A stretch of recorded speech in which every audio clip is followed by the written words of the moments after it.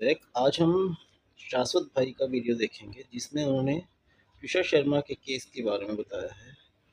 Tushar Sharma murder अभी थोड़े दिन पहले का केस है और बहुत चर्चा में रहा ये केस। अभी हालांकि उस केस में अभी कोई पूरी डिटेल नहीं आई है, अभी भी कार्रवाई चली रही है।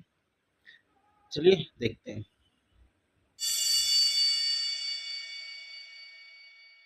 तुषार शर्मा के साथ असल में क्या हुआ। हो सकता है जब तक आप ये केस देखो इसकी सच्चाई को ही बदल दिया गया हो, लेकिन आप चौंकिएगा नहीं, क्योंकि हमारे देश में ऐसा होना बेहद आम है और आपसे बेहतर ये कौन समझ सकता है। इस केस में हमने पूरी घटना को एक सीक्वेंस में लिखा है ताकि इस पूरी डॉक्यूमेंट्री से ही आपको पूरा केस और उसका सारा सच साफ नजर आ जाए। हल्दी के फंक्शन में तुषा बिल्कुल एक अलग ही दुनिया में नजर आती है। चेहरे पर बड़ी सी मुस्कान, आंखों में एक्साइटमेंट और दिल में ढेरों खुशियां समेटे वो अपनों के बीच खुलकर मस्ती करते हुए दिख रही है। कभी अपनी बहनों के साथ हंसी मजाक तो कभी सबके साथ डांस। वो हर पल को खुलकर जी रही थी। एक तरफ जहां तुषा की फैमिली थी, वहीं दूसरी तरफ समर्थ और उसका परिवार, और सभी मिलकर इस मौके को सेलिब्रेट कर रहे थे। लेकिन किसी को क्या पता था कि एक अच्छी मेमोरीज के लिए रिकॉर्ड किए गए ये वीडियोस कुछ महीनों बाद एक ऐसी याद बनकर रह जाएंगे जिनका ख्याल भी खंजर बन सीने में चुभेगा। तुषा और उसका भाई हर्षित एक दूसरे से बेहद प्यार करते थे और ऐसे पलों में यह बॉन्ड और भी साफ झलक जाता है। हल्दी के वक्त जब उसका भाई प्यार से उसे हल्दी लगाता है तो तुषा की आंखें भर आती हैं। दोनों अपने आंसुओं को काबू में कर मुस्कुराने की कोशिश करते हैं। हर भाई की तरह वो भी अपनी बहन की शादी को लेकर बहुत खुश था और उतना ही इमोशनल भी। तुषा उन लोगों में से थी जो खुशी में बिल्कुल बच्चों की तरह एक्साइटेड हो जाते हैं। डाउन टू अर्थ, हंसमुख और हर किसी को कंफर्टेबल फील कराने वाली लड़की आज इमोशनल थी। इसलिए वो अपनी हंसी और मुस्कुराहट से अपने इमोशंस को छुपाने की कोशिश कर रही थी। शादी के दिन तुषा ब्राइडल आउटफिट में स्टेज की तरफ अपने भाइयों के साथ आती है, जहां समर्थ उसका हाथ पकड़ता है। दोनों एक दूसरे को खुशी खुशी वरमाला पहनाते हैं और स्टेज पर हग करते हैं। तुषा प्यार से समर्थ की तरफ देखती है, जैसे उसने सच में अपनी पूरी जिंदगी उसके नाम कर दी हो। फिर समर्थ उसकी मांग भरता है। दोनों साथ फेरे लेते हैं और एक नई जिंदगी शुरू करते हैं। पंडित जी छोड़ दो उसको। पंडित जी उसको शादी मेरे से करनी है, आपसे नहीं। विदाई के वक्त उसके पिता भीगी पलकों के साथ उसे गले लगाते हैं और इन आंसुओं के बीच तुषा खुशी खुशी गाड़ी में बैठकर विदा हो जाती है, क्योंकि उस वक्त उसे लग रहा था कि जिसे वो सबसे ज्यादा प्यार करती है अब वो हमेशा के लिए उसका हो गया है। भोपाल के कटारा हिल्स एरिया के बाग मुगलिया एक्सटेंशन का यही वो घर था जहां तुषा शादी करके आई थी। लेकिन किसी ने यह नहीं सोचा था कि यही घर बाद में एक ऐसे मिस्टीरियस और डिस्टर्बिंग केस का गवाह बन जाएगा। Welcome to the show. My name is Shashwat and you are watching the bizarre case of Tushar Sharma. Noida की रहने वाली 33 साल की तुषा शर्मा ने MBA की पढ़ाई कंप्लीट करने के बाद मॉडलिंग से अपने करियर की शुरुआत की। तुषा मिस पुणे रह चुकी थी और उसने कुछ तेलुगु फिल्म्स और एडवर्टीजमेंट में भी काम किया था। लेकिन एक्टिंग करियर में ज्यादा सक्सेस ना मिलने के बाद उसे दिल्ली की एक प्राइवेट कंपनी में जॉब करना शुरू कर दिया। इसी दौरान डेटिंग ऐप के थ्रू तुषा की मुलाकात भोपाल के क्रिमिनल लॉयर समर सिंह से हुई। दोनों के बीच बातें बढ़ी और चंद मुलाकातों में दोनों ने एक दूसरे को पसंद करते हुए अपनी फैमिलीज को बताया। दोनों परिवार मिले और 12 दिसंबर 2025 को दोनों की शादी हो गई। त्रिशा का परिवार उसके इस रिश्ते से बेहद खुश था, क्योंकि समाज में कहने के लिए उन्होंने अपनी बेटी को इतने बड़े घर में भेजा था, जहां उनका दामाद समर सिंह भोपाल डिस्ट्रिक्ट कोर्ट में प्रैक्टिस करता था, जबकि उसकी मां Giribala Singh retired district principal जज रह चुकी थी और उस वक्त डिस्ट्रिक्ट कंज्यूमर फोरम बेंच की चेयरपर्सन थी। शादी के बाद तुषा भोपाल शिफ्ट हो गई और कटारा हिल्स के बाग मुगलिया एक्सटेंशन में अपने ससुराल में रहने लगी। सब कुछ नॉर्मल दिख रहा था, लेकिन मात्र कुछ ही दिनों में तुषा एक ऐसे काले राज से रूबरू होने वाली थी जिसने उसकी जिंदगी का रुख ही मोड़ दिया। शादी की शुरुआत में तुषा को भी लगा था कि शायद उसने अपनी लाइफ का एक स्टेबल और हैप्पी फेस चुना है, लेकिन धीरे धीरे उसकी जिंदगी बदलने लगी, और वो भी बुरी तरह। शादी के दौरान जो समर्थ समाज को लविंग, केयरिंग और एक समझदार पार्टनर के रूप में दिख रहा था, जहां तुषा के साथ साथ उसकी पूरी फैमिली उसे एक परफेक्ट जीवन साथी मान रही थी, जिसमें वो एक ऐसा बेटर हाफ दिख रहा था जिसके साथ कोई भी लड़की एक बेहतर जिंदगी गुजार सकती थी। लेकिन असल में समर्थ भोलेपन का सिर्फ एक नकाब पहने था और उसका असली रूप शादी होने के कुछ दिनों बाद ही दिखने लगा था।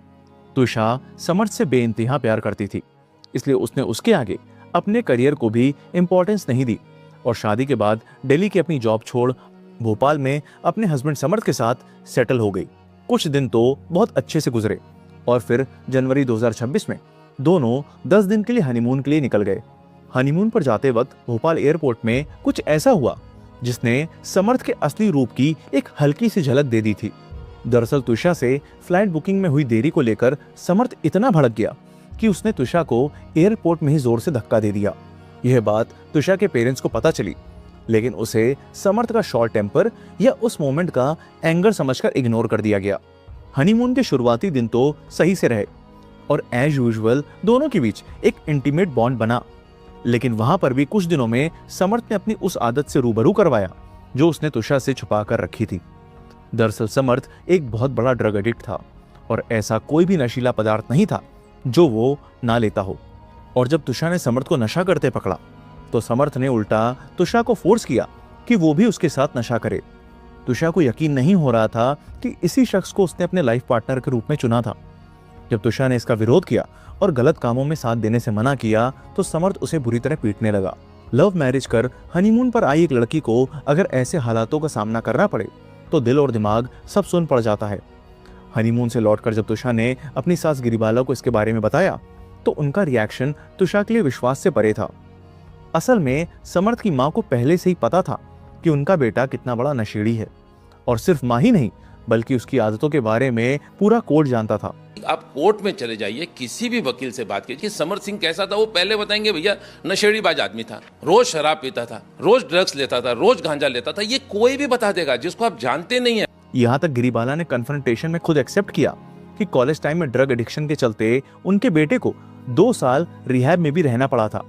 This came as a news to me because I was not aware what was happening under my very nose. 2 years he was behind in the college because of this very reason. लेकिन ये सभी बातें शादी के पहले छुपाकर रखी गईं, पर तुषा को अंदाजा भी नहीं था कि इससे भी बड़ा राज उससे छुपाकर रखा गया था और समर्थ का उससे शादी करना एक बहुत बड़ी चाल का हिस्सा था।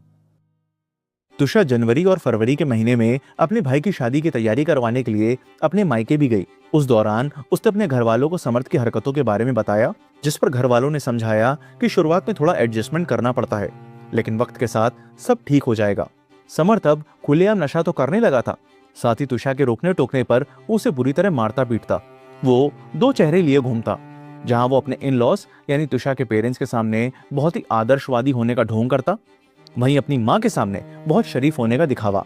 जब तुषा अपनी सास गिरिबाला सिंह को समर्थ की हरकतों के बारे में बताती तो वो इस पर यकीन करने से मना कर देती, जबकि ऐसा नहीं है कि उन्हें अपने बेटे की करतूतों के बारे में पता नहीं था।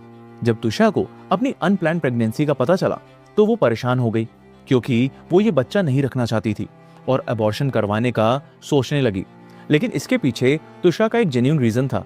दरअसल तुषा समर्थ के भयानक नशे की लत को देख चुकी थी और वो नहीं चाहती थी कि ऐसी सिचुएशन में बच्चा कंसीव करे जहां उसके होने वाले बच्चे के पिता के खून में नशे के चलते हर तरह की गंदगी दौड़ रही हो, क्योंकि इससे डिलीवरी के वक्त कॉम्प्लिकेशंस और होने वाले बच्चे में बर्थ डिफेक्ट्स होने के चांसेस बहुत हाई होते हैं। लेकिन गिरिबाला सिंह तो ऑब्सेस थी कि उनका वंश आगे बढ़े, क्योंकि उनके बड़े बेटे का 6 साल पहले डिवोर्स हो चुका था और यह उनके परिवार का पहला वंश होता। इसलिए एबॉर्शन की बात सुनकर दोनों माँ बेटे भड़क गए। चूंकि तुषा ठान चुकी थी, इसलिए उसने खुद से ही जाकर एबॉर्शन करवा लिया। जब तुषा ने अपना एबॉर्शन करवा लिया तो उसका पति ही उसके कैरेक्टर पर सवाल उठाने लगा। वो कहने लगा कि यह किसका बच्चा था जो तू गिराकर आई है। एक औरत के लिए इस तरह की बातें सिर्फ आर्ग्यूमेंट्स नहीं बल्कि उसकी मेंटल स्टेट को अंदर तक डैमेज कर देती हैं। तुषा 12 मार्च को अपने भाई की शादी अटेंड करने वापस मायके आ गई और पिता की बाईपास सर्जरी होने तक वहीं रुक गई। जब मार्च के ही महीने में वो वापस ससुराल लौटी तो वापस फिर से वही कलेश शुरू हो गया। समर्थ और उसके घर वाले बार बार तुषा को फील कराते थे कि उसकी फैमिली उनके स्टैंडर्ड की नहीं है। शादी में तुषा के घर वालों ने जो खर्चा किया था उसे लेकर भी कमेंट्स किए जाते। यहाँ तक समर्थ तुषा को मंथली एक्सपेंसेस के लिए पैसे तक नहीं देता था, जिस वजह से तुषा के पेरेंट्स को उसे ऑनलाइन पैसे भेजने पड़ते थे ताकि वो अपने बेसिक खर्चे चला सके। समर्थ जहां तुषा को गंदी गंदी गालियां देता और अपने दोस्तों के सामने उसे गंवार तक कहता, वहीं गिरिबाला सिंह उसके कैरेक्टर को लेकर बेहद घटिया और बेहुदे सवाल करती। यही कंटिन्यूअस ह्यूमिलिएशन और मेंटल टॉर्चर ने तुषा को डिप्रेशन में ढकेल दिया। वो इमोशनली टूट चुकी थी और शादी के कुछ ही महीनों बाद वो अपनी ही जिंदगी में अकेली और मेंटली ट्रैप महसूस करने लगी थी। इन बढ़ते टॉर्चर के चलते तुषा अपने पिता के साथ वापस अपने घर लौट गई, लेकिन कुछ दिनों बाद ही समर्थ इमोशनल ब्लैकमेल कर तुषा को अपने साथ वापस ले गया। इस बार उसे लगा था कि शायद समर्थ में अब एक अच्छा बदलाव आ रहा है, क्योंकि कुछ हफ्तों पहले ही वो बेहद इमोशनल बातें करके उसे ले आया था। कुछ दिन तो सब ठीक चला, लेकिन कहते हैं ना कि कुत्ते की दुम कभी सीधी नहीं हो सकती, और वही हाल तुषा के इन लॉस का था, जहां उसकी सास और पति दोनों उसी रवैये पर आ गए। समर्थ उसे आए दिन मारता पीटता और वो लोग तुषा के पिता द्वारा तुषा के नाम किए गए लगभग 20 लाख रुपए के फंड्स और इन्वेस्टमेंट्स को अपने नाम करने का प्रेशर डालते। तुषा ने फिर से अपने परिवार को इन लोगों के बर्ताव के बारे में बताया, इसलिए इस बार पानी को सर से ऊपर जाता देख तुषा का भाई अपनी मां के साथ तुषा के ससुराल पहुंचा। 22 अप्रैल को रिकॉर्ड हुई इस ऑडियो में तुषा का भाई हर्षित, जो इंडियन आर्मी में सर्विंग मेजर है, गिरिबाला सिंह से तुषा के साथ हो रही हैरेसमेंट को लेकर कन्फ्रंट करता है। लेकिन ऑडियो में जो सुनाई देता है वो सिर्फ डिस्टर्बिंग नहीं, हॉरिफाइंग है। ऑडियो में सामने आता है कि समर्थ बार बार तुषा को वेश्या के लिए यूज होने वाला एक बेहद गंदा और अपमानजनक शब्द कहकर बुलाता था। अब जब इस बात पर कन्फ्रंटेशन होता है तो गिरिबाला सिंह अपने बेटे को डिफेंड करती हैं और मानने को तैयार नहीं होती कि उनका बेटा ऐसा कह सकता है। वो अपनी बहू के कैरेक्टर पर सवाल उठाने को जस्टिफाई करने के लिए एग्जाम्पल्स देती हैं कि कुछ लोग सोशल लैडर को क्लाइम करने या फेवर लेने के लिए दूसरे लोगों के साथ सोते हैं, और फिर तुषा से पूछती हैं कि क्या उसने भी कभी मॉनेटरी बेनिफिट या फेवर के लिए किसी के साथ फिजिकल रिलेशन बनाया है। Some people sell their bodies so they earn, but some people do it to climb the social ladder. Is there any such thing? जरा सोचिए इस सवाल के पीछे की घटिया सोच को। और फिर भी जब तुषा इन सभी एलिगेशंस को डिनाई करती है तो भी गिरिबाला सिंह नहीं रुकती। वो तुषा से पूछती हैं कि शादी के बाद भी क्या तुम और लोगों के साथ सोओगी। Do you think it's a valid question to ask your bahu if she is going to hook up with other men? Why not? सिर्फ इतना ही नहीं, वो एग्रेसिवली ये जस्टिफाई करती हैं कि उन्हें अपनी डॉटर इन लॉ के पास पार्टनर्स के बारे में जानने का पूरा हक है। Is it not relevant to ask that after marriage also will it continue? Because sometimes it becomes a habit.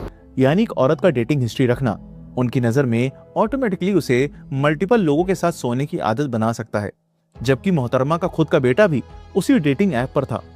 वही ढोंगी बेटा जो कुछ महीने पहले ही शादी के दिन तुषा से मीठे मीठे वादे कर रहा था। It'll be harder for her to move because she's changing cities and move into a new home to live with new people. It's going to be tricky for her, and I hope I can make that process easy for her. और शादी के बाद उसे वेश्या बुला रहा था। सबसे शॉकिंग बात, ये सब किसी अनएजुकेटेड फैमिली में नहीं हो रहा था। ऐसी बातें एक रिटायर्ड जज के मुंह से निकल रही थी। एथिक्स और मोरालिटी की बात करने वाली ये वही गिरिबाला सिंह थी जो शादी वाले दिन बारात को इसलिए लेट लेकर आई थी क्योंकि उन्हें इंतजाम अपने स्टैंडर्ड का नहीं लगा, और इस सो कॉल्ड बेइज्जती को कंपनसेट करने के लिए उन्होंने तुरंत 10 लाख रुपए की डिमांड रखी थी। तो इन्होंने कहा कि नहीं, हमारी औकात, हमारा नाम खराब हो गया है, हमारा स्टैंडर्ड नहीं हुआ है, आपको हमको किसी तरह से इसको कॉम्पेंसेट करना पड़ेगा। इन्होंने काफ़ी बड़ी डिमांड की, लेकिन जो लास्ट में जो थोड़ा निगोशिएशन करके डिमांड इनकी पहुंची 10 लाख रुपए की पहुंची, और मैं वहीं पर था, उसी रूम में था मैं। ऑडियो में यूज की गई लैंग्वेज इतनी डिग्रेडिंग और डिह्यूमनाइजिंग है कि सुनकर ही समझ आ जाता है कि तुषा किस एनवायरनमेंट में रह रही थी। तुषा ने धीरे धीरे गौर करना शुरू किया कि उसकी सास गिरिबाला सिंह और पति समर्थ का बर्ताव उसके अबॉर्शन करवाने के बाद और भी ज्यादा बिगड़ गया था। दरअसल गिरिबाला सिंह के लिए बहू शायद सिर्फ वंश बढ़ाने का एक जरिया थी, इसीलिए जब अनप्लान प्रेगनेंसी और अबॉर्शन की बात सामने आई तो वो इस बात पर गुस्से से भर गई थी। उनके लिए तुषा की मेंटल स्टेट या उसकी इमोशनल कंडीशन सेकेंडरी थी। इंपॉर्टेंट था तो सिर्फ बच्चा। तुषा ने यह भी नोटिस किया कि डेटिंग के दौरान जो समर्थ केयरिंग और अफेक्शनेट लगता था, शादी के बाद वो बिल्कुल बदल गया। वो हमेशा उखड़ा रहता, इमोशनली डिस्टेंट, जैसे तुषा का उसकी लाइफ में कोई एग्जिस्टेंस ही ना हो, और जब बात करता भी था तो बेहद भद्दी गालियों और इंसल्ट के साथ, जैसे वो अंदर ही अंदर तुषा से नफरत करने लगा हो। लेकिन दुनिया के सामने वो एक आदर्श पति होने का नाटक भी करता। इसलिए तुषा ने अपनी माँ को मैसेज में लिखा भी था कि मुझे नहीं लगता कि अब समर्थ को मैं चाहिए हूँ।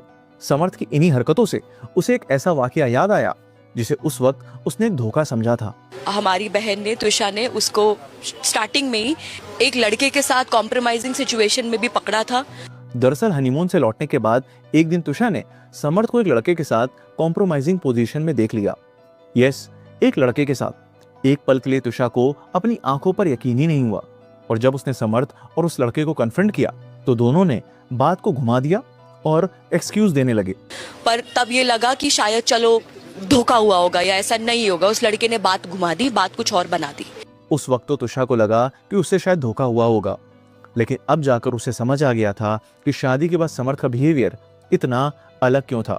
ये वो समर्थ नहीं था जिसे डेटिंग के दौरान तुषा मिली थी, क्योंकि शादी के बाद उसका बर्ताव बदलता चला गया। वो हमेशा उखड़ा रहता, दूर दूर सा, जैसे कि तुषा उसकी जिंदगी में कोई अस्तित्व ही ना रखती हो।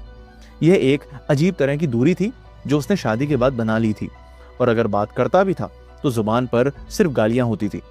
एक तरफ वो दिल ही दिल में तुषा से नफरत करता था, वहीं दूसरी तरफ समाज में आदर्श पति होने का दिखावा।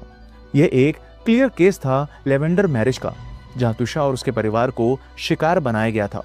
लेवेंडर मैरिज यानी एक ऐसी शादी जहां अक्सर फैमिली अपनी बेटे या बेटी की एक्चुअल सेक्सुअलिटी को सोसाइटी से छुपाने के लिए एक नॉर्मल हेटेरोसेक्सुअल मैरिज का सहारा लेती है, क्योंकि उन्हें डर होता है कि अगर उनकी औलाद की सेक्सुअलिटी समाज के सामने आ गई तो वो उनके लिए बदनामी का सबब बन सकती है। इसलिए कई बार ऐसे परिवार एक ऐसे लड़की या लड़के को ढूंढते हैं जिसे धोखे में रखकर इस सच को छुपाया जा सके और फिर उससे शादी करवा कर सोसाइटी के सामने खुद को नॉर्मल दिखाया जा सके, ताकि परिवार की इमेज, रेपुटेशन और सोशल स्टेटस पर कोई सवाल ना उठा सके। और शायद इसीलिए गिरिबाला सिंह तुषा पर जल्दी बच्चा करने का प्रेशर डाल रही थी, क्योंकि एक बार बच्चा हो जाता तो समाज के सामने परफेक्ट मैरिज का एक नैरेटिव और स्ट्रांग हो जाता और साथ ही वंश भी बढ़ जाता। और शायद यही वजह थी कि जैसे ही तुषा प्रेग्नेंट हुई, समर्थ धीरे धीरे अपने असली रंग में आने लगा। शादी का फसाड टूटने लगा। इमोशनल डिस्टेंस, इंसल्ट, एग्रेशन और हेटरेट खुलकर सामने आने लगे, क्योंकि सच ये था कि तुषा उसके लिए पार्टनर कम सिर्फ एक सोशल कवर ज्यादा थी। जिंदगी के इस दौर में पहुंचकर तुषा ने मन बना लिया था कि वो अब इस फरेब के बीच नहीं रह सकती और हर हाल में उसे यहां से निकलना है। 7 मई 2026 यानी थर्सडे की रात लगभग 3 बजे तुषा अपनी मां को गुहार लगाते हुए मैसेज करती है कि मां, आप मुझे यहां से लेने आ जाओ, क्योंकि मुझे नहीं लगता कि समर्थ को अब मैं चाहिए हूं। पता नहीं अब मैंने क्या किया है, क्योंकि समर्थ ने कहा है कि वो उसे 1 साल से झेल रहा है। मुझे नहीं समझ आ रहा मम्मी कि मैं क्या करूं।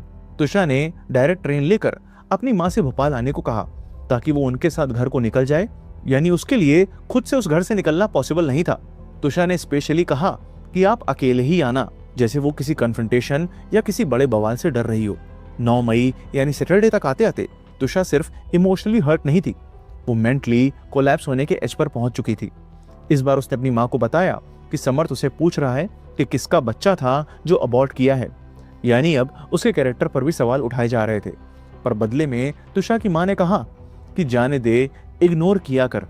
तुषा फिर लिखती है कि मम्मी, यहाँ पर मैं बस पागल हो जाऊंगी, मुझसे ये सब नहीं हो पा रहा है।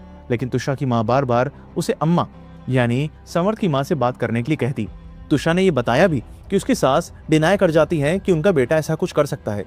तुषा बताती है कि समर्थ चाहता है कि पापा नाक रगड़कर माफी मांगे, यानी बात सिर्फ अब डिसरिस्पेक्ट की नहीं थी, बल्कि तुषा के परिवार की ह्यूमिलिएशन ओपनली मांगी जा रही थी। लेकिन इसके बाद भी तुषा की मां का बड़ा ही एब्सर्ड सा रिस्पॉन्स था, पापा मांग लेंगे, सॉरी तो बोल ही देते हैं पापा। यानी एक मां को यह ज्यादा एक्सेप्टेबल लग रहा था कि बेटी का पिता जाकर माफी मांग ले, लेकिन उनकी बेटी ये सब सहती रहे, क्योंकि ससुराल छोड़ घर लौट आई बेटी तो समाज में उनकी इज्जत कम कर देगी। तुषा बताती रही कि उसे घुटन हो रही है, ना ये लोग हंसने देते हैं और ना रोने। लेकिन माँ सब कुछ देखते समझते हुए भी सिर्फ दिलासा देती रही कि सब अच्छा हो जाएगा। वो तो उल्टा तुषा को ही समझाती कि तू समर्थ से बात कर, गुस्से से नहीं, अच्छे से। समर्थ अभी गुस्सा है, उनका मूड अच्छा हो जाएगा तो फिर तुझे अच्छा लगेगा। तुषा ने अपने पिता से भी इस बारे में बात की, जिसमें उनका भी एक बहुत ही स्टैंडर्ड सा जवाब था, keep cool, do not panic, behave mature, all these basics are required. Tusha कहीं ना कहीं हताश थी और उसे समझ आ गया था कि उसकी स्थिति से उसे खुद ही उबरना होगा। शनिवार यानी 9 मई 2026 को तुषा ने अपनी कजिन मीनाक्षी को टेक्स्ट करते हुए कहा कि आई एम ट्रैप्ड ब्रो, बस तू मत फंसना, can't talk much, I will call when the time is right. लेकिन जिस सही वक्त की वो बात कर रही थी वो कभी नहीं आने वाला था।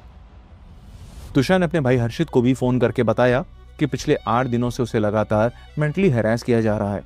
छोटी छोटी बातों पर उसका अपमान किया जा रहा है और सिचुएशन इतनी खराब हो चुकी है कि वो भोपाल छोड़कर नोएडा वापस आना चाहती है। इस पर उसके भाई ने उसे नोएडा नहीं बल्कि अपने पास अजमेर आने को कहा, जहां उस वक्त उसकी पोस्टिंग थी। इसी वजह से तुषा ने 12 मई की सुबह 9:52 पर भोपाल जयपुर एक्सप्रेस में अपना रिजर्वेशन भी करवाया, जिससे वो 2 दिन बाद 15 मई को अजमेर जाने वाली थी अपने भाई के पास। वो इस नरक से निकलने के ख्याल से ही अंदर ही अंदर खुश हो गई थी। शायद बहुत दिनों बाद उसे लगा था कि अब वो इस टॉक्सिक एनवायरनमेंट से दूर जा पाएगी और इसी एक्साइटमेंट में उसने दोपहर को ब्यूटी पार्लर जाने का प्लान बनाया, जो उसके घर से सिर्फ 10 मिनट की दूरी पर था। दोपहर करीब 3 बजे तुषा वहां पहुंची और वहां पर उसने कई घंटे बिताए। वहां की सीसीटीवी फुटेज में कैप्चर हुई वीडियोस में वो नजर आती है, जिसमें वो बिल्कुल काम और रिलैक्स दिख रही है। ना उसके चेहरे पर कोई पैनिक था और ना ही एक्सट्रीम डिस्ट्रेस जैसी मेंटल स्टेट। यानी उस वक्त तुषा किसी लास्ट मोमेंट वाले बिहेवियर में नहीं, बल्कि एक ऐसी लड़की की तरह दिख रही थी जो मेंटली इस घर से निकलने की तैयारी कर चुकी थी। शाम 6:15 बजे तुषा वहां से घर को लौटी और ग्राउंड फ्लोर पर टीवी देखने लगी। देर शाम उसकी माँ का फोन आ गया और वो कॉल डिस्कनेक्ट कर उनसे सुकून से बात करने के लिए छत पर चली गई। रात करीब 10:05 पर उसने अपनी माँ से कहा कि अब वो बहुत परेशान हो चुकी है और उससे ये सब सहन नहीं होता। तुषा बात कर ही रही थी कि तभी कॉल के दौरान समर्थ वहां आ गया और अचानक कॉल डिस्कनेक्ट हो गई। उसके बाद फैमिली ने तुषा को बार बार कॉल करने की कोशिश की, लेकिन कोई रिस्पॉन्स नहीं मिला। समर्थ और उसकी मां गिरिबाला सिंह को भी कई कॉल्स किए गए, पर किसी ने भी फोन नहीं उठाया। लगभग 10:20 पर तुषा की सास गिरिबाला सिंह का कॉल आता है और वो बताती है कि तुषा सांस नहीं ले रही है और उसे एम्स ले जाया जा रहा है। लगभग 15 मिनट बाद ही गिरिबाला सिंह का फिर से फोन आता है, जहां वो बताती है कि तुषा की मौत हो गई है। तुषा के ससुराल वालों ने तुषा को ही अपनी मौत का जिम्मेदार ठहरा दिया था, लेकिन मौजूद सबूत, लॉजिक और बनाए गए झूठ ने इस केस में सिर्फ सवाल ही सवाल खड़े कर दिए थे। और सबसे बड़ा सवाल था पुलिस इन्वेस्टिगेशन पर। ऐसे केसेस में normally crime scene immediately seal किया जाता है, एफएसएल टीम बुलाई जाती है और हर एविडेंस साइंटिफिकली प्रिजर्व किया जाता है। लेकिन यहाँ शुरुआती घंटों में ऐसा कुछ होता हुआ नजर नहीं आया और ना ही इसकी कोई डिटेल्स शेयर की गई, जैसे हम अब तक बाकी केसेस में देखते आए हैं। सबसे पहला और शायद सबसे शॉकिंग ब्लंडर था मेन एविडेंस को लेकर। पुलिस को क्राइम सीन से जो बेल्ट मिली उसे उन्होंने सीज तो कर लिया, लेकिन फॉरेंसिक एनालिसिस के लिए डॉक्टर्स को नहीं भेजा। और यह कोई छोटी प्रोसीजरल मिस्टेक नहीं थी, ये इन्वेस्टिगेशन का सबसे क्रूशल पार्ट था, क्योंकि ऐसे केस में सबसे इंपॉर्टेंट साइंटिफिक प्रोसेस होता है इंजरी मार्क्स का कंपैरिजन। यानी बॉडी पर जो निशान मिले हैं, क्या वो सच में उसी ऑब्जेक्ट से बने हैं जिसे घटना का कारण बताया जा रहा है। बेल्ट का मटेरियल स्किन पर एक स्पेसिफिक टाइप का फॉरेंसिक पैटर्न छोड़ता है। अगर ये ऑब्जेक्ट डॉक्टर्स के पास होता तो वो साइंटिफिकली चेक कर सकते थे। यानी जिस एविडेंस से सच सामने आ सकता था, वही एविडेंस फॉरेंसिक स्क्रूटनी से बाहर रहा। गौर करने वाली बात है कि पोस्टमार्टम 13 मई को हुआ, लेकिन पुलिस ने वो बेल्ट 15 मई तक फॉरेंसिक्स में नहीं भेजी। तो फिर बिना बेल्ट देखे डॉक्टर्स ने कॉज ऑफ डेथ कैसे डिक्लेयर कर दिया। तुषा की फैमिली ने यह भी खुलासा किया कि पोस्टमार्टम के दौरान गिरिबाला की बहन, जो कि एक सीनियर डॉक्टर हैं, वो वहां मौजूद थी, जिससे पूरी पॉसिबिलिटी थी कि जांच में छेड़खानी हुई हो। दूसरा बड़ा सवाल था पुलिस को घर से तुषा के किसी भी तरह के रिटर्न नोट का ना मिलना, जबकि चैट्स और एलिगेशंस के अकॉर्डिंग तुषा लगातार मेंटल टॉर्चर फेस कर रही थी। तो ऐसे में नेचुरली सवाल उठता है कि ऐसा कदम उठाने से पहले उसने किसी को रिस्पॉन्सिबल क्यों नहीं ठहराया, या कोई नोट था जो मिला ही नहीं। फिर जब शॉर्ट पोस्टमार्टम रिपोर्ट आई तो उसमें फिंगर्स, रिस्ट, फोर आर्म्स और हेड पर मल्टीपल इंजरी मार्क्स का जिक्र था। इनफैक्ट जब हमने बॉडी की इमेजेस देखी तो उसमें तुषा के होंठ, हाथ और कान नीले पड़े दिख रहे थे। ये सभी एंटीमॉर्टम इंजरीज थी, यानी तुषा को तब दी गई थी जब वो जिंदा थी। लेकिन एम्स भोपाल ने पोस्टमार्टम के दौरान इन ब्लंट फोर्स इंजरीज का डिटेल डायसेक्शन ही नहीं किया, जिससे पता चल पाता कि ये चोटें कितनी डीप, कितनी पुरानी और किस फोर्स से आई हैं। इनफैक्ट नेक और सर्वाइकल स्ट्रक्चर्स का प्रॉपरली रेडियोलॉजिकल एग्जामिनेशन भी नहीं हुआ। गले पर जो इंजरीज मिली उनका लिगेचर मटेरियल के साथ proper scientific correlation he establish नहीं किया गया। सिर्फ इतना ही नहीं, प्रिजर्व्ड विसरा सैंपल्स को टॉक्सिकोलॉजिकल इवैल्यूएशन के लिए भी नहीं भेजा गया। मतलब बॉडी में किसी ड्रग, पॉइजन या केमिकल सब्सटेंस की पॉसिबिलिटी को लेकर भी क्लियर फॉरेंसिक कंक्लूजन नहीं था। पोस्टमार्टम रिपोर्ट में तुषा की हाइट 166 सेंटीमीटर मेंशन की गई, लेकिन फैमिली के अकॉर्डिंग तुषा की एक्चुअल हाइट करीब 172-173 सेंटीमीटर थी, यानी बेसिक डिटेल्स तक गलत थी। और यही बात जब मीडिया में उठाई गई तो पुलिस कमिश्नर का कहना था कि हाइट का गलत होना मैटर नहीं करता, जबकि इन महाशय को यह पता होना चाहिए कि ऐसे केसेस में हाइट तो सबसे ज्यादा रोल प्ले करती है, क्योंकि इसमें फॉरेंसिक एक्सपर्ट विक्टिम की हाइट, लिगेचर यानी रोप की लेंथ और सस्पेंशन पॉइंट की हाइट मेजर करके मैथमेटिकली रिकंस्ट्रक्ट करते हैं कि ऐसा होना फिजिकली पॉसिबल था या नहीं। कहीं मर्डर कर इसे स्टेज तो नहीं कर दिया गया। इसीलिए फॉरेंसिक इन्वेस्टिगेशंस में हाइट की गलती कोई छोटी नहीं होती, बल्कि इस पर केस का सच डिपेंड करता है।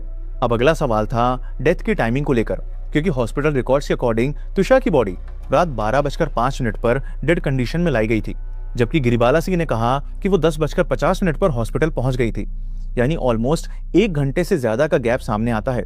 तो आखिर घर से चंद दूरी पर मौजूद हॉस्पिटल तक ले जाने में इनको इतनी देर क्यों लगी? पुलिस को सबसे पहला कॉल गिरिबाला सिंह या समर्थ की तरफ से नहीं, बल्कि तुषा के परिवार की तरफ से गया था।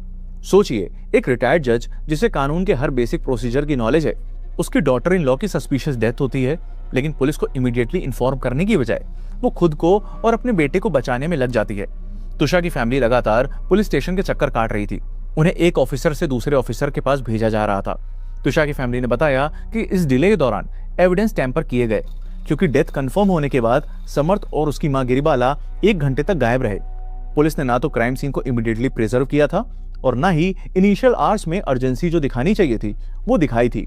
आखिरकार 3 दिन निकल गए और जब public pressure and media attention बढ़ने लगा, तब जाकर 15 मई को रात करीब 2:30 पर डाउरी डेथ की एफआईआर रजिस्टर हुई, यानी एक so called first information report जो आइडियली इंसिडेंट के तुरंत बाद फाइल होनी चाहिए, उसे दर्ज होने में लगभग 3 दिन लग गए। और जब इस डिले पर सवाल उठते हैं तो पुलिस का एक्सप्लेनेशन आता है कि स्टाफ बयान दर्ज करने में बिजी था। क्या 3 दिन तक सिर्फ स्टेटमेंट्स ही लिए जा रहे थे? तुषा के परिवार ने यह भी एलिगेशन लगाए कि पुलिस वाले गिरिबाला सिंह के पैर तक छू रहे थे। यह केस दिखा रहा था कि कैसे पावरफुल पोजीशन में बैठे लोग अपनी ताकत का गलत कामों में इस्तेमाल करते हैं और कैसे पुलिस प्रशासन ऐसे लोगों के आगे भीगी बिल्ली बना उन्हें खुद ही बचाता रहता है।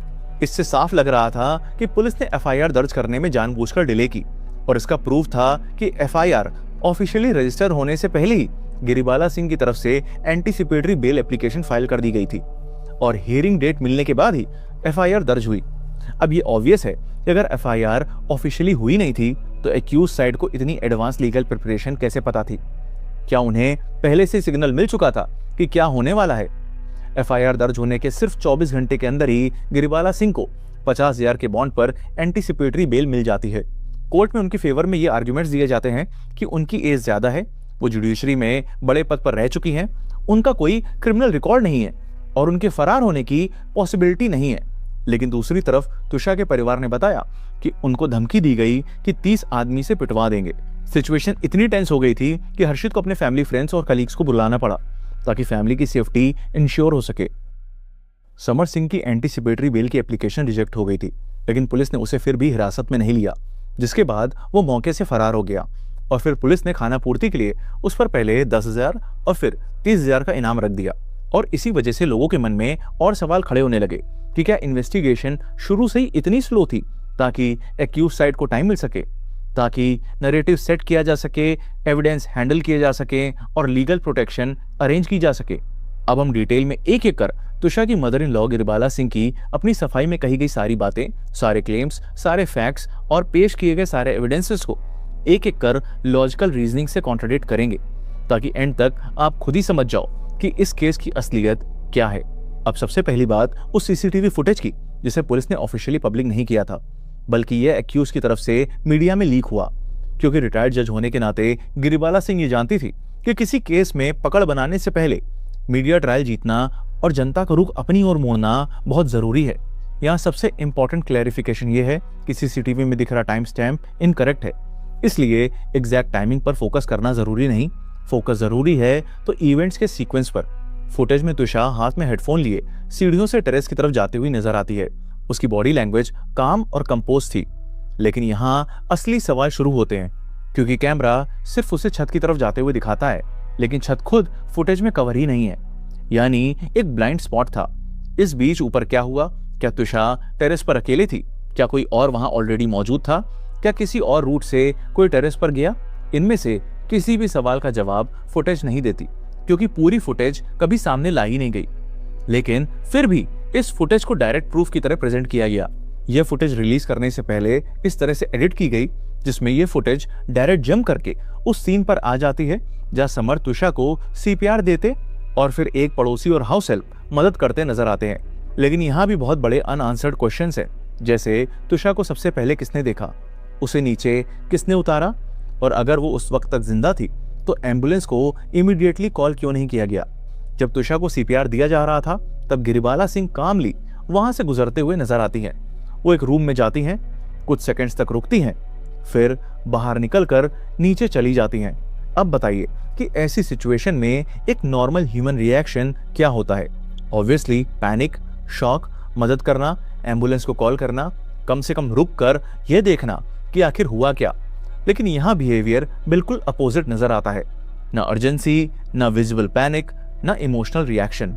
और नेचुरली यही सवाल खड़ा होता है कि आखिर वो उस रूम में क्या करने गई थी। क्या वहां कोई क्रूशियल एविडेंस था? क्या वहीं पर वही बेड थी जो बाद में पोस्टमार्टम तक नहीं पहुंची? यह कोई एजम्पशंस नहीं, ये वही लॉजिकल क्वेश्चंस हैं जो खुद फुटेज रेज करता है। घर के सिर्फ एक ही कैमरा की फुटेज, वो भी सिलेक्टेड पार्ट की, क्यों रिलीज की गई? ताकि ये दिखा सकें कि अरे हम तो तुषा को बचा रहे थे, हम तो बहुत मासूम हैं। आखिर बाकी कैमरास की फुटेज कहाँ है? क्या कोई कैमरा कन्वीनियंटली ऑफ था और पुलिस ने इस एंगल को ऐसे इग्नोर कर दिया जैसे उन्हें इन्वेस्टिगेशन की बेसिक्स ही ना पता हो? इस पॉइंट से जुड़ी इंपॉर्टेंट बात वो 46 मोबाइल नंबर्स की लिस्ट थी जो तुषा के फादर ने मीडिया के सामने रिलीज की। ये मोबाइल नंबर्स कई जजेस और इन्फ्लुएंशियल लोगों के थे जिन्हें गिरिबाला सिंह ने तुषा की मौत के अगले दिन यानी 13 मई को कॉल्स किए थे। इनमें एक एडिशनल डिस्ट्रिक्ट जज का भी नंबर था जिनसे मल्टीपल बार बात हुई, और एक नंबर मध्य प्रदेश की एक इन्वेस्टिगेशन एजेंसी से जुड़े एक जज का भी बताया गया। बट सरप्राइजिंग थिंग वॉज कि उस लिस्ट में 2 नंबर्स CCTV फुटेज इंस्टॉल करने वाले टेक्नीशियंस विनोद वानी और रोहित विश्वकर्मा के थे। यानी तुषा की मौत के बाद CCTV टेक्नीशियंस तक को कॉल किए गए। अब जब मीडिया ने इस पर सवाल उठाया तो गिरिबाला सिंह की तरफ से सफाई दी गई कि ये सभी कॉल्स कॉन्डोलेंस और सांत्वना देने के लिए आ रहे थे। लेकिन वो क्या CCTV टेक्नीशियन से भी सांत्वना ले रही थी? आप ये जानकर चौंक जाएंगे कि इस सेंसिटिव इन्वेस्टिगेशन की शुरुआती जिम्मेदारी उस ऑफिसर को दी गई थी जिसके खुद के कंडक्ट पर पहले ही सवाल उठ चुके थे। तुषा की मौत वाली रात सबसे पहले spot inspection SI Dinesh Sharma ने किया था। फंदे की जब्ती भी उन्होंने ही बनाई, लेकिन वही ऑफिसर ना तो टाइमली CCTV फुटेज सीज कर पाया और ना ही पोस्टमार्टम के वक्त हैंगिंग बेड को एम्स तक लेकर पहुंचा। यही दिनेश शर्मा पहले भी कंट्रोवर्सीज में रह चुका था, जब अयोध्या नगर थाने में पोस्टिंग के दौरान एक वीडियो सामने आया जिसमें यह कुछ संगठन के लोगों के साथ जिम में घुसकर यह कह रहा था कि उस जिम में मुस्लिम ट्रेनर्स को नहीं रखा जाएगा। वीडियो वायरल होने के बाद उसके खिलाफ डिपार्टमेंटल एक्शन भी हुआ था, लेकिन फिर भी इतने सेंसिटिव केस की इनिशियल इन्वेस्टिगेशन उसी ऑफिसर को दी गई जिसके कंडक्ट पर पहले से ही सवाल लगे हुए थे। यानी जिस इन्वेस्टिगेशन पर ऑलरेडी इन्फ्लुएंस और मिसहैंडलिंग के एलिगेशन लग रहे थे, उसकी क्रेडिबिलिटी और भी वीक पड़ती नजर आई। अब गिरिबाला सिंह अपनी सफाई में मीडिया के सामने एक मेडिकल प्रिस्क्रिप्शन प्रेजेंट करती हैं ताकि ये नैरेटिव सेट किया जा सके कि तुषा मेंटली अनस्टेबल थी, ड्रग एडिक्ट थी और ट्रीटमेंट पर चल रही थी। लेकिन अगर इस पेपर को ध्यान से देखा जाए तो ये डिफेंस को सपोर्ट कम और कॉन्ट्राडिक्ट ज्यादा करता है। ऊपर से तुषा की टॉक्स रिपोर्ट में ऐसे किसी भी तरह के ड्रग्स का कोई ट्रेस नहीं मिला। सबसे पहला लूप होल खुद डायग्नोसिस में ही छुपा हुआ है। प्रिस्क्रिप्शन पर डॉक्टर ने टेनेटिव डायग्नोसिस में लिखा है एडजस्टमेंट डिसऑर्डर। अब एडजस्टमेंट डिसऑर्डर का मतलब होता है किसी एक्सटर्नल स्ट्रेस, ट्रॉमा या सीवियर पर्सनल कॉन्फ्लिक्ट की वजह से डेवलप हुआ साइकोलॉजिकल ब्रेकडाउन। यानी ये कोई क्रॉनिक इंसैनिटी, बाइपोलर डिसऑर्डर या लाइफ लॉन्ग मेंटल इलनेस का डायग्नोसिस नहीं है।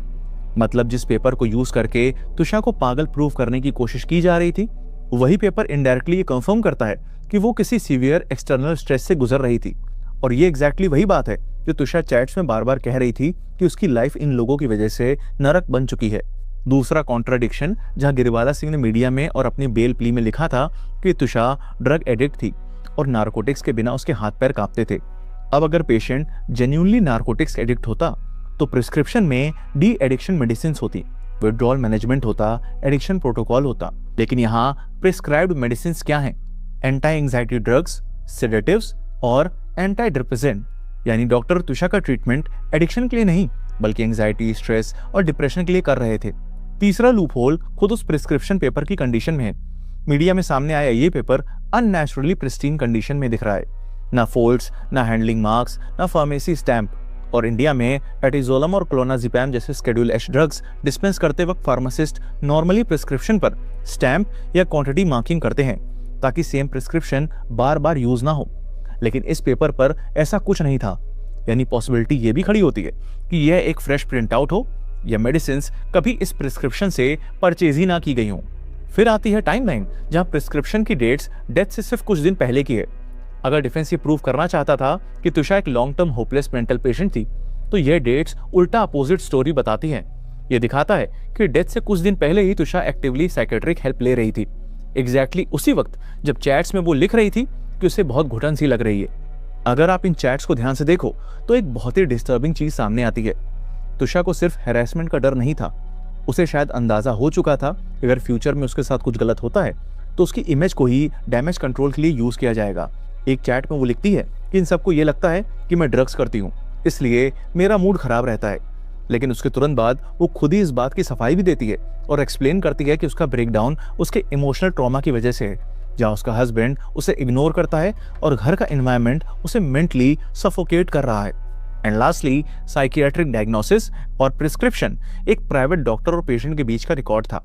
ऐसे में इतनी confidential medical details Giribala Singh के पास आई कैसे? तुषा पर उसके फादर के दिए हुए इन्वेस्टमेंट्स और शेयर्स, जिनकी वैल्यू करीब 20 लाख रुपए बताई जा रही है, उन्हें ट्रांसफर करने का प्रेशर था। साथ ही एक्सपेंसिव कार की डिमांड्स की बात भी सामने आई।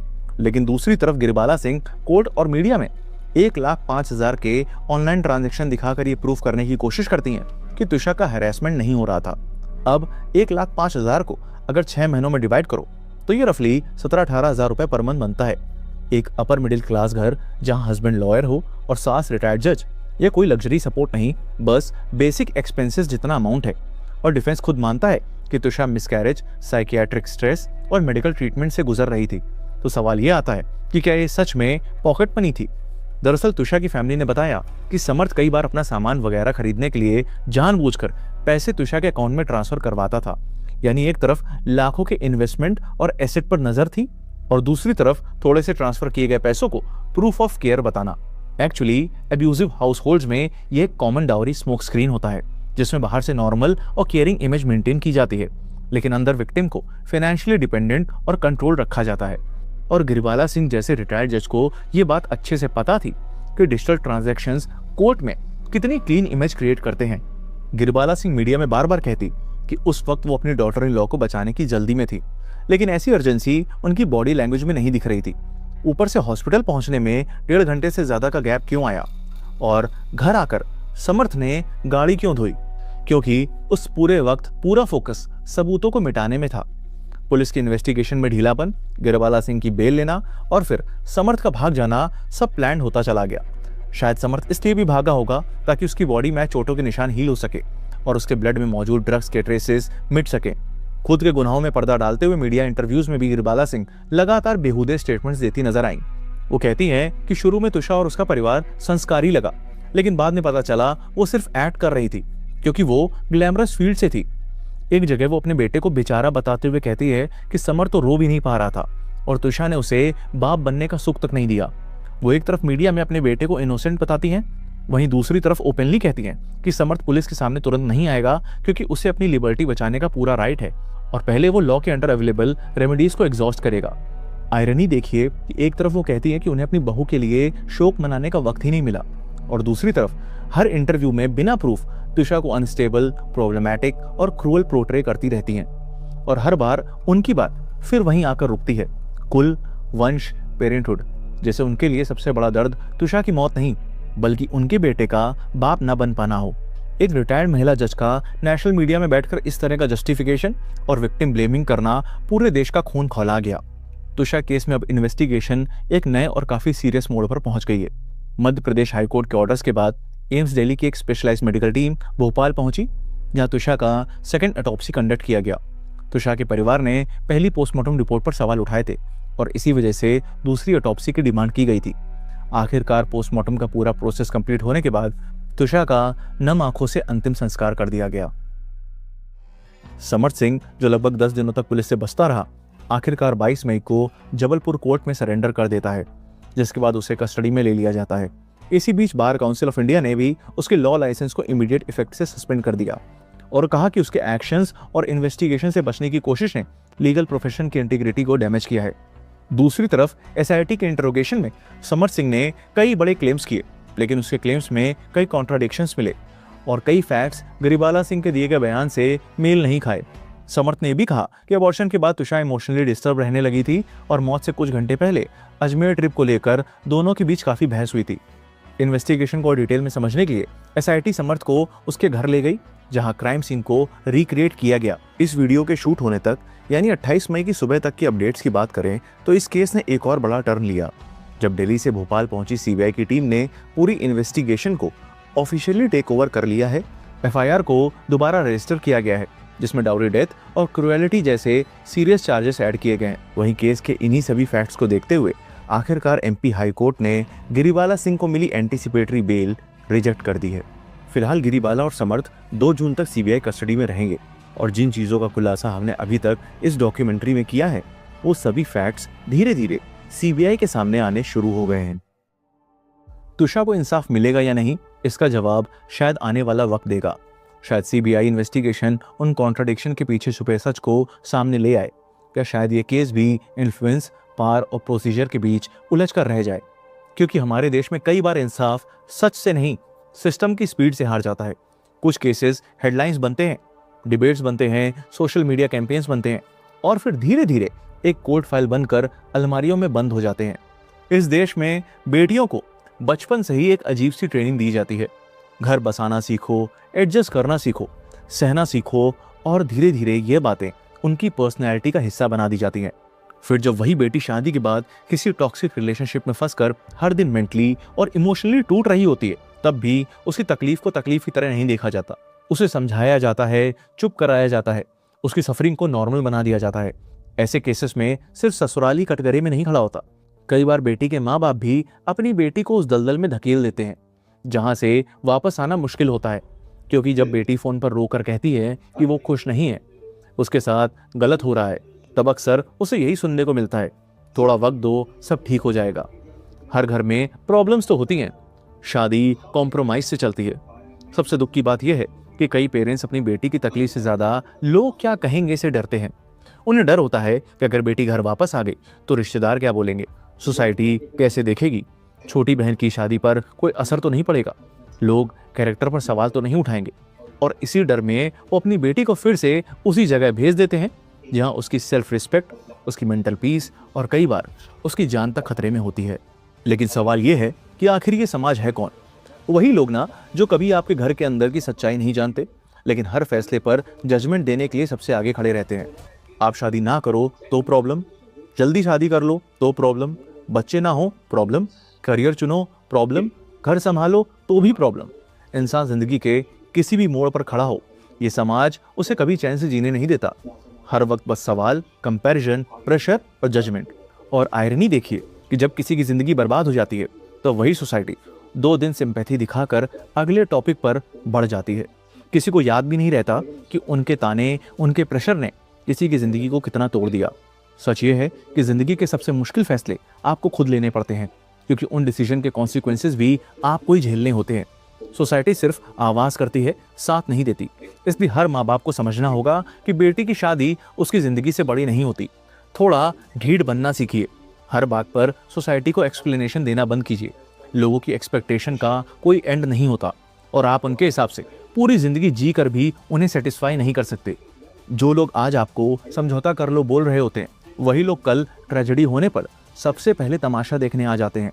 वैसे भी शादी कोई लाइफ सेंटेंस नहीं होती और कॉम्प्रोमाइज का मतलब अपनी पहचान, सेल्फ रिस्पेक्ट और खुशियों को मार देना नहीं होता। हर बार सब ठीक हो जाएगा सच नहीं होता। कई बार चीज़ें ठीक नहीं होती बल्कि और ज़्यादा खराब होती चली जाती हैं और तब तक बहुत देर हो चुकी होती है। अगर आप क्राइम केसेस ऑडियो फॉर्म में सुनना पसंद करते हैं तो आप स्पॉटिफाई पर हमारे पॉडकास्ट को सुन सकते हैं, जिसका लिंक डिस्क्रिप्शन में दिया हुआ है। और ढेर सारा प्यार और सपोर्ट देने के लिए दिल से थैंक यू जी। तो ये था तुषा शर्मा जी का मर्डर केस, जिसमें शाश्वत भाई ने बहुत डिटेल में सब जानकारी दी है। और अभी इस केस का कोई भी फैसला आया नहीं है, अभी भी कार्रवाई चल रही है। हालांकि तुषार शर्मा जी के हस्बैंड और उनकी जो मदर इन लॉ है उनको गिरफ्तार किया गया है। हालांकि उन्होंने एंटिसिपेटरी बेल के लिए अप्लाई भी किया था, जिसमें उनके हस्बैंड की बेल तो खारिज हो गई थी, और लेकिन उनकी मदर इन लॉ को बेल मिल गई थी, लेकिन उसको भी बाद में कोर्ट ने खारिज कर दिया और अभी वो लोग कस्टडी में हैं। आगे देखते हैं इस केस में क्या निकलता है, लेकिन सच में अगर किसी ने कुछ भी गलत किया है तो उनको सज़ा मिलनी चाहिए, न्याय होना चाहिए। न्याय तुषार शर्मा के साथ होना चाहिए, उनके परिवार के साथ होना चाहिए। बाकी आगे देखते हैं क्या होता है। आप लोग अपना ध्यान रखें। वीडियो पसंद आए तो वीडियो चैनल को सब्सक्राइब करें, लाइक करें, शेयर करें और अपने परिवार का ख्याल रखें। जल्दी मिलते हैं।